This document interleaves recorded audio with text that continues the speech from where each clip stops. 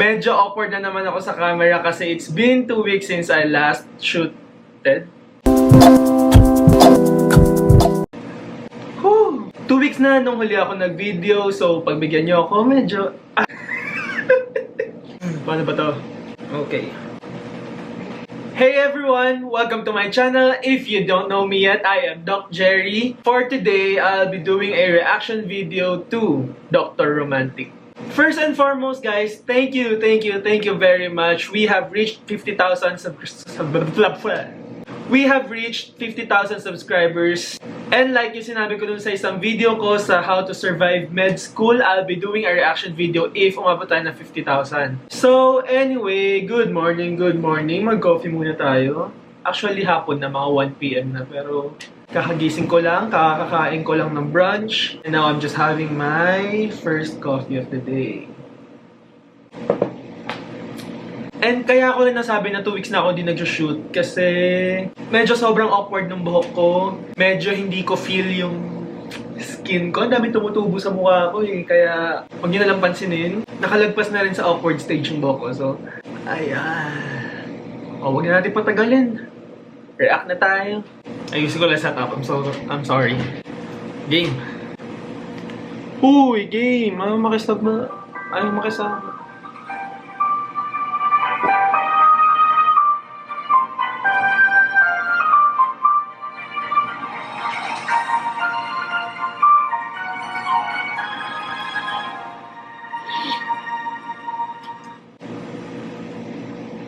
Teka lang ha. Bakit may nagmumamol agad doon?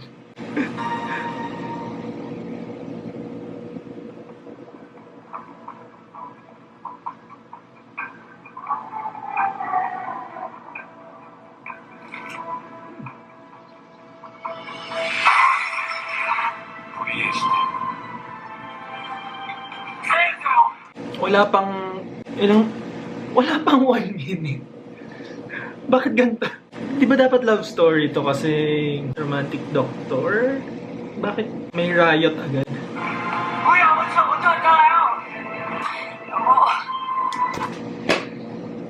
Sabi ng pasyente, my dad came here first. I want to emphasize the importance of triage, okay? Ang uunahin lagi sa ospital ay hindi yung unang nakarating. It's not a first come, first serve basis, but more critical first save basis. I don't know. Anyway.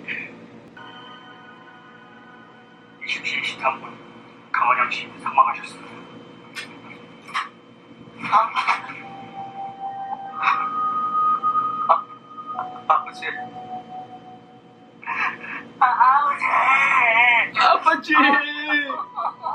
Bago ko pala ituloy ito, I just wanna say na yung reaction ko, I'll try to limit hanggang sa makakaya ng battery and my memory. Okay, tuloy na natin.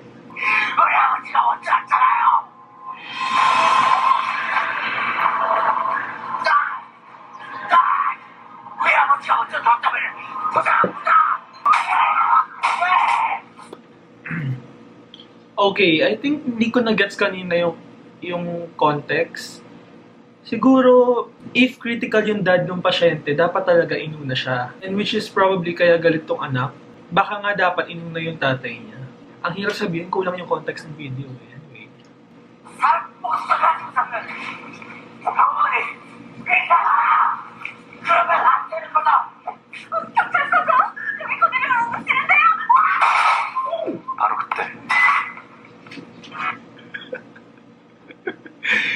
Pati ako umiwas.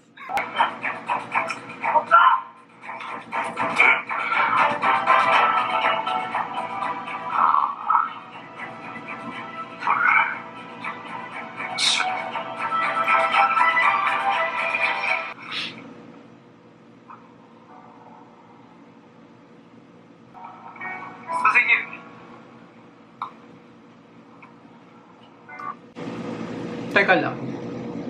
Nasaan yung police?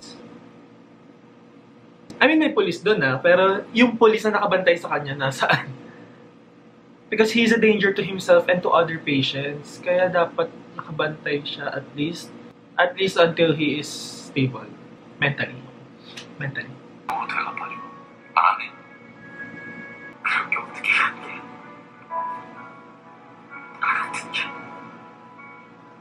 Hulaan ko dahil K-drama to, magiging pasyente to. Dahil K-drama to, magiging doktor tong anak. 네가 바뀌지 않으면 아무것도 바뀌지 않는다.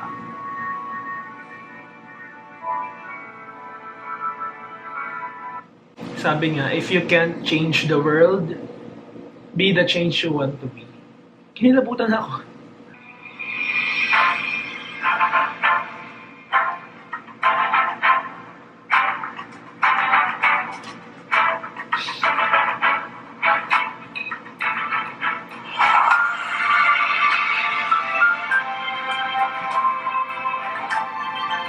What did I say? 한마디로 언터처블이라는 거지. 그래봤자 지가 인턴이지. One of the wrong mindsets in medicine is underestimating the interns. Ang interns, may MD na yan. Ang interns, may MD na yan. So, do not underestimate interns.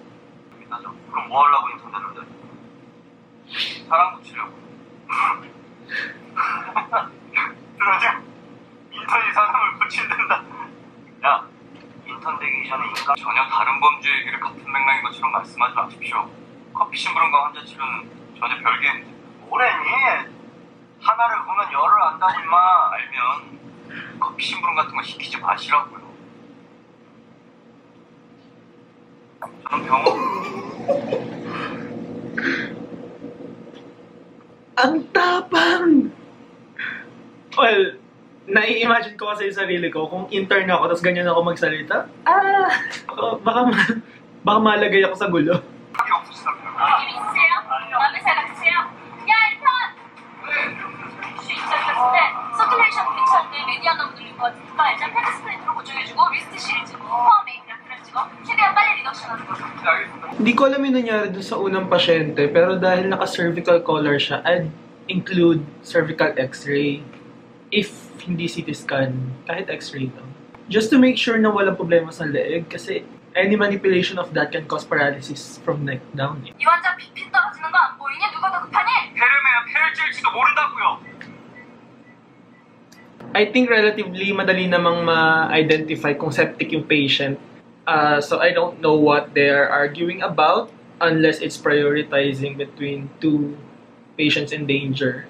Anyway, baka may nakita yung intern na hindi nakita ng resident. It happens naman. However, when we refer to our residents, hindi ganyan ka-intense. As long as you present your medical assessment and naiintindihan ng resident mo, usually naman they go to the patient agad if needed. 비켜 비켜. 환자입니다. Oh.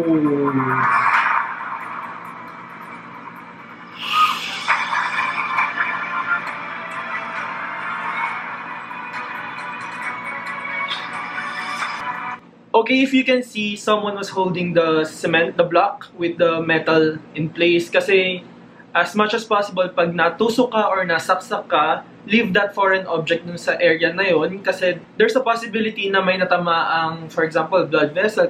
Could be an artery or a vein or multiple vessels. Kasi pag tinanggal mo yun, there's a possibility na mag-bleed out yung pasyente. And that's why you can see dito sa video na to, may humahawak talaga nung block in place. 어떤 상황이야? 45세 남자고요. 1m쯤 되는 철근이 복부를 뚫고 나와 있습니다. 한쪽 끝에는 제거하지 못한 콘크리트 더미가 매달려 있는 상태고요. 집중해 이 새끼야! Right now, yung resident na nakikita nyo, the one in the ER, I think GS siya, General Surgery, nagre-refer siya sa consultant. I think this should be a consultant or a senior resident. Pero usually, hindi sila nagre-refer ng nasa OR yung doctor kasi wala naman sila magagawa eh. So they just do what they can do, and kung wala, there's another consultant in line. 반성이지. 좌측 아래쪽 등에서 윗방향으로 비스듬하게 좌측 윗배 쪽으로 나와 있습니다. 알들. 다행히 119 BP는 정상이고요. 레이트 130입니다. 외부로 메시버 블리딩은 없는 상태입니다. Based dun sa heart rate ng pasyente, 130, the patient could be in pain number 1 or number 2. Pwede siyang nag-bleed somewhere. Pero sinabi dito kasi na walang massive bleeding visible. So, possibly internal bleeding yan. Hindi possibly most likely. 복강내 출혈이 있을 수 있으니까 일단 패스트부터 보고 바이탈 잡아놓고 해. There you can see nag-request yung consultant ng FAST, which is the focus assessment with sonography in T. Ayun pala, trauma. So usually ginagawa yan at ER level, depende sa institution na pinagtatrabahuhan mo.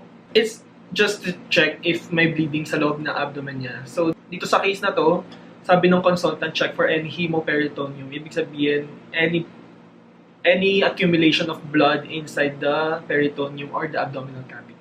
Ang dami kong pause, pero really dapat nag-fast na muna yung doctor bago siya nag-refer sa consultant. Well, this happens, hindi ko naman sinasabing mali siya, or this happens, nakakapanik naman talaga. Work, work, work! Come on, guys!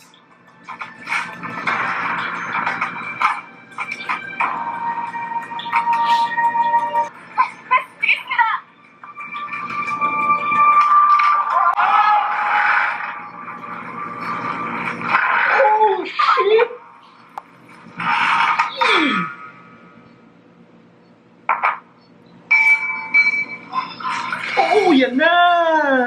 Sinasabi ko. Apply pressure! Oh my God, ang intense! Oh.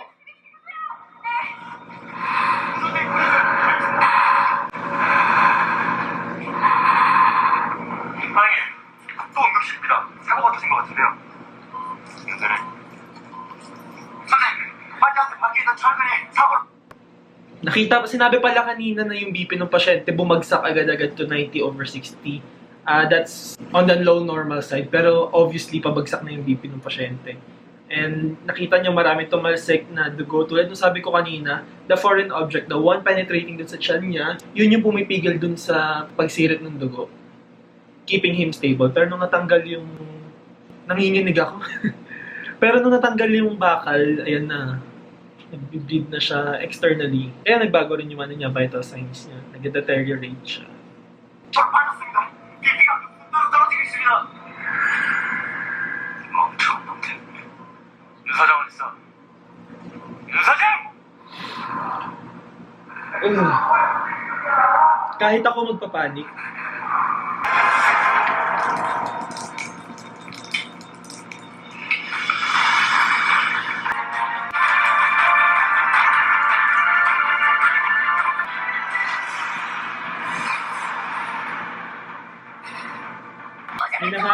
hinahanap niya yung source of bleeding.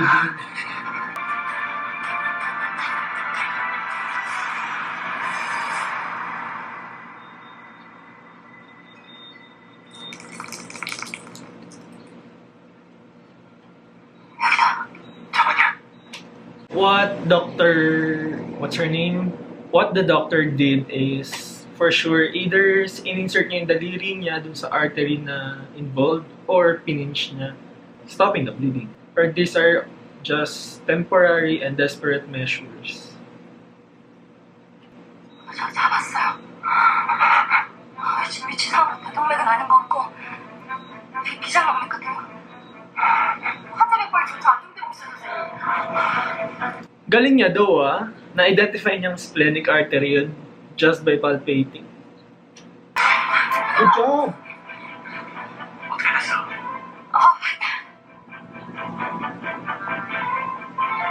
다시 안정되고 있습니다. 비장동맥 출혈이 있었는데 일단 잡고 있습니다. 잡고 있다니. 뭘로? 제 검지손가락이요. 또라이 새끼. What a freak! Nag-open, what do you call it? Nag-open laparotomy yung doctor sa ER. Intense! Intense. Bad ass!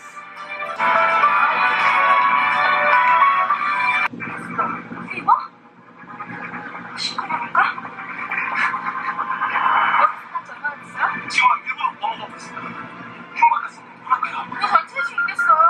그래서 도착해도 30분이나 걸릴 텐데. 일단 제 생각이랑 인프레션 준비해 주시고 대한민국 3분 나와주세요, 빨리. 알겠습니다.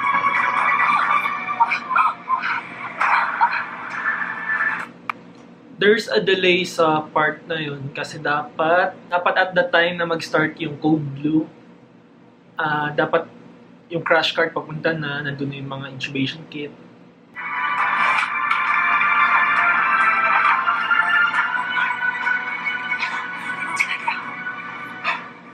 벌써 갈게요. 예, 커플 잘게요. Pulseless electrical activity. Ibig sabihin, yung puso niya hindi nagpa-pump, pero nagsisend siya ng electrical signals for the heart to pump. Pero merong failure, kaya siya pulseless. Kasi ba?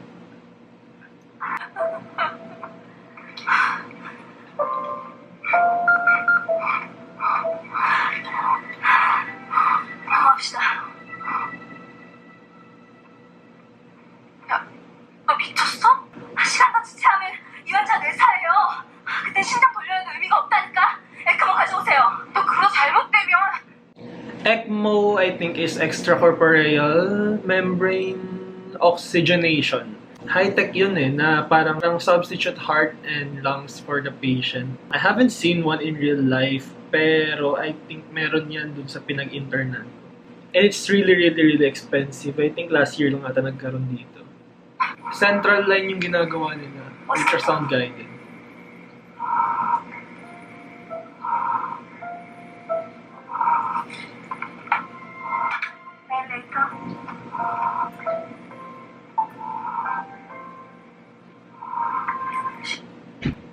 Can I just say, marunong mag-assist yung intern. Alam niya kasi kung ano yung next step, yung next instrument na gagamitin ng resident niya.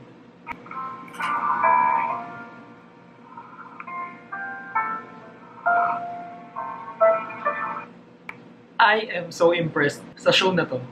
Magaling yung portrayal. 어쨌든 환자는 살았고 우리는 우리 할 일 다 한 거야. 심화했어? 그럼 첫 잔이라도 써줄 수 있어. 좋을 거 없어.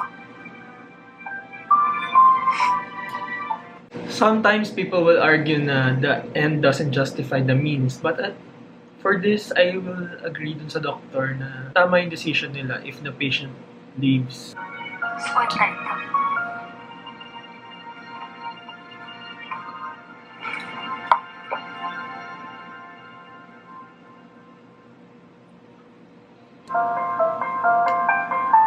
Aggressive intern. These things are not unheard of. Ibig sabihin, they happen, pero rarely. Kasi, aminin na natin, nasa Pilipinas tayo and you will be the talk of the town pag nalaman ng mga tao na may relationship ang intern and ang senior niya na resident. But that happens, and for me actually, that's okay. I have nothing against it. 뭐 하는 거야 지금?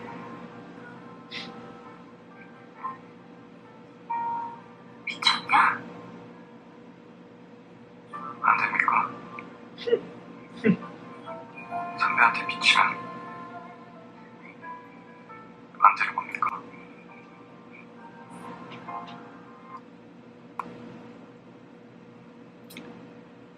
Bilis ah. Bilis ng development natin ah.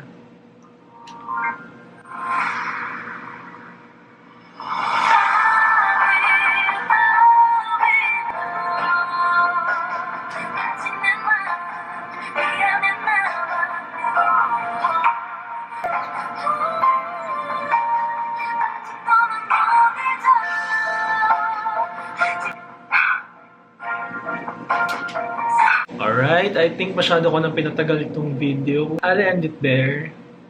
Tatapusin ko na lang on my own. Paano ba? All in all, I'm really, really impressed sa video na to. Medyo maganda yung portrayal niya. I won't say it's 100% accurate. It's no 90 or more. In fairness, ha?